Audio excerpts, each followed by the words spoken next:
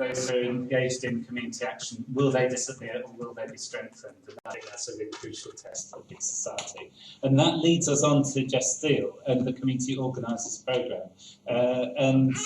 Jess is from Locality, which is going to be running the Community Organisers Programme and training up community organisers. And I've asked her to tell us a little bit about what's going to be happening and your reflections on big society, both potential and challenges. Excellent, thank you.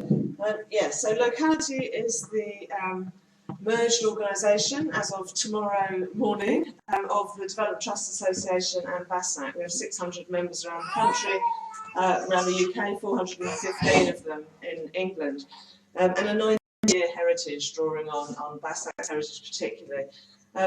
But I am wanting to give a little bit of a personal view as well, because I've been involved in community-based regeneration myself for a very long time. And when Jonathan talked about rebels with the backing of central government, it reminded me of this, which was my work back in the 90s, and a single regeneration budget bid to government written in New Cross and Deptford from the ground up, very much over a period of several years. A successful bid.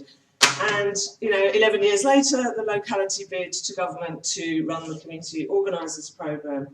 And I think that when government supports our work, supports what we want to see happen, we say they're doing our work rather than us doing theirs.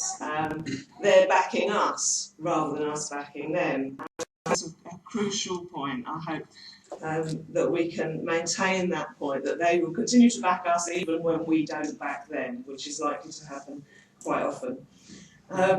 Something about language that's so important in this, that people sort of get cross about Cameron trying to steal the language of the big society, but this is what governments do. I mean, we spent the Blair decade with also stealing the words around community, around empowerment. The whole experience is unnerving, but whether they're hijacking those words or we are somehow achieving an embedding of those words depends on whether they absorb the values, surely. The words don't mean much on their own. It is about the values. And I would say both the last government and this government did not absorb the values that we wanted them to. And we've yet to see whether we're able to embed those values further through the programmes that they might allow us to run, or the programmes that we choose, the work and direct action that we choose ourselves. I just wanted to look at a couple of, thinking of words, a couple of the, not definitions as such, but the kinds of areas around which big society gathers. There's this one idea which I really do appreciate, the idea of big society as a place where no one feels small. It sounds really twee, but actually it connects to a load of things that we've been talking about for a long time, about human scale, about the diseconomies of large scale when it comes to person-to-person kind of services and the kinds of caring for each other services which certainly our members are all about. So the diseconomies of big scale, the cost of doing nothing, and the externalising of social cost by large corporations and by government itself. So something about the human scale that is implied in big society is very powerful. Another meaning of big society is against big government.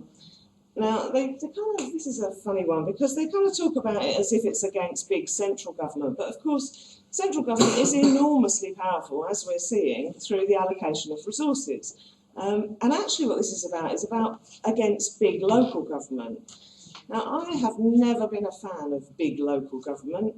It has been extremely uncomfortable experience on the ground at neighbourhood level, working with particularly one-party state-type councils, but generally councils. And it always seemed to me that the previous, what they called emasculation of local government over the last couple of decades, didn't go far enough in terms of dealing with the testosterone paternalism of that, of local government traditionally, of the municipalists. But this time, for once, I actually do feel really sorry for local government. And I'm actually in a bit of a rush because I have to go and see the LGA and explain community organisers to them, which is going to be interesting.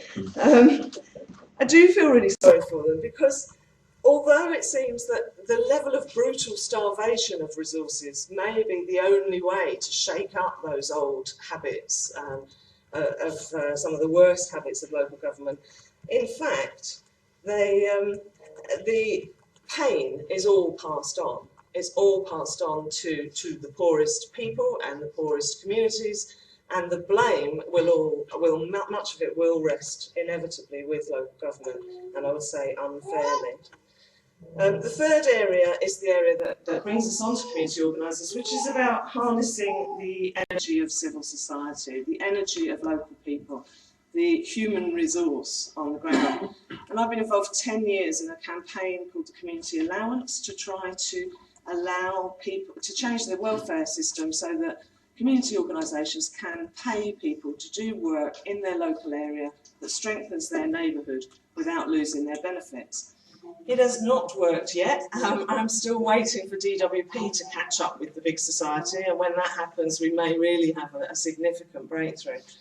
In the end, the human resource is the key to all change, and so that the community allowance, on the one hand, letting people get on with it locally without being penalised, and the other side of that is community organisers. This is about unleashing the human resource at a very local level. And it's not unleashing it to volunteer in the library. It's not unleashing it to do work that the public sector has always done in the past. It's unleashing it to do the things it wants to do. And that means there's several kind of fundamental principles of community organising. It is truly bottom up. The idea of the organisers is that they bring no messages. They do not come from somewhere and tell local people what to do, and they don't tell local people what to talk about. They come listening.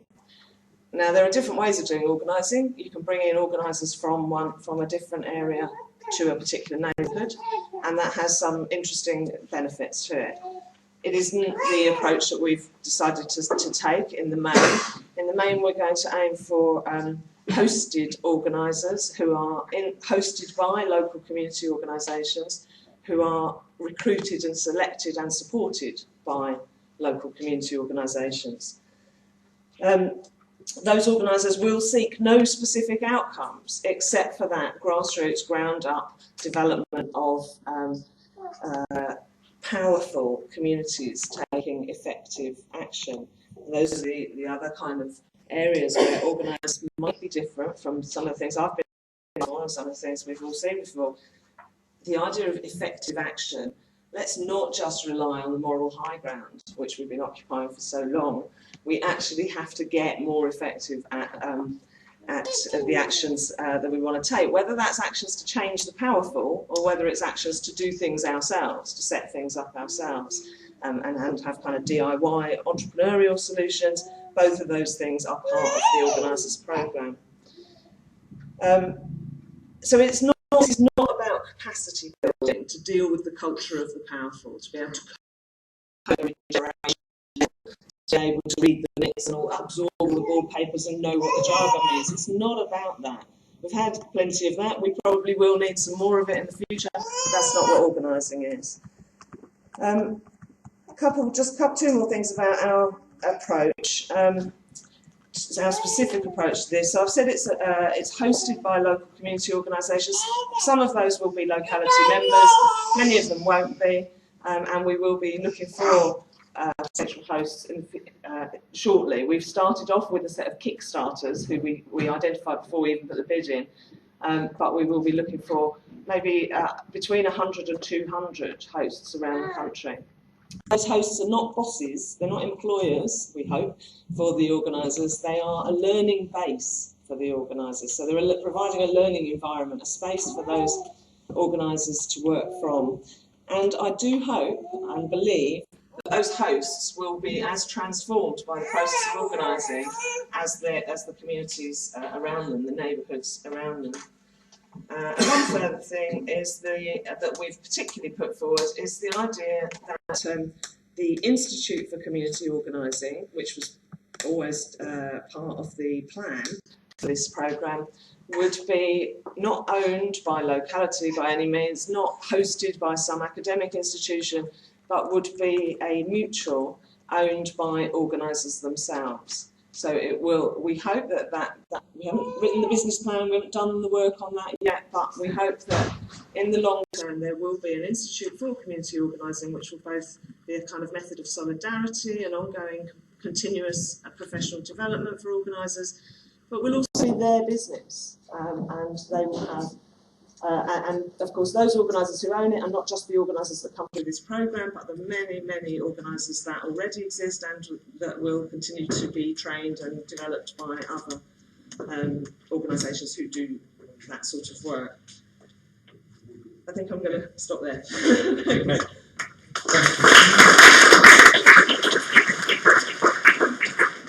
Thanks very much, Jess, and I appreciate you need to make a move. Again, a key test for big society that I've taken from that is, will the rhetoric or the words be matched by values? And I think that's something that we need to look at really carefully as big society and as the policies attached to it develop over the next year. So thanks very much, Jess. If you want to inquire about community organising or about being a host organisation, I'll link some cards, but also I've got a programme manager's blog at jesssteele.wordpress.com. That's the place to find it. I'm really sorry. Okay. So, government waiting. It certainly does. Thanks very much. And finally,